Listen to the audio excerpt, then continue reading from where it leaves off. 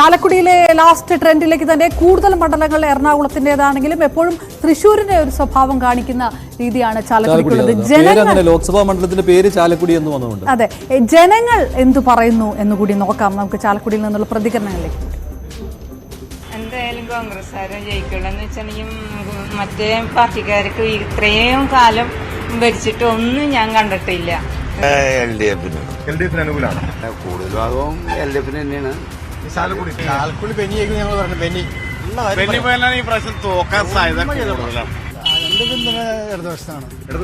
എല്ലാരും പറഞ്ഞ ഇത്തവണ മറ്റേ LDF ജയിക്കും പറയുന്നത്. ആണോ? ഇവിടുത്തെ ഇലക്ഷൻ ഇവിടെ മാഷ് നല്ല ത്രികോണ മത്സരം പറയില്ലേ എന്ന രീതിയിൽ തന്നെയാണ്. ഈ സി രവീന്ദ്രനാഥിന്റെ കാര്യത്തിൽ അദ്ദേഹത്തെക്കുറിച്ച് മോശം അഭിപ്രായം ആർക്കും ഉണ്ടാവുകയില്ല. കാരണം സൗമ്യനായ ഒരാളാണ്, അഴിമതിയോ അങ്ങനെ ഒരു കാര്യവുമില്ല, അദ്ദേഹത്തിനൊരു ഈ അധികാരത്തിന്റെ ഒരു കൊതിയോ അങ്ങനെയൊന്നും ഇല്ലാത്ത ഒരാളാണ് സി രവീന്ദ്രനാഥ്. പക്ഷേ ബെന്നി ബെഹനാൻ എന്ന് പറയുന്നത്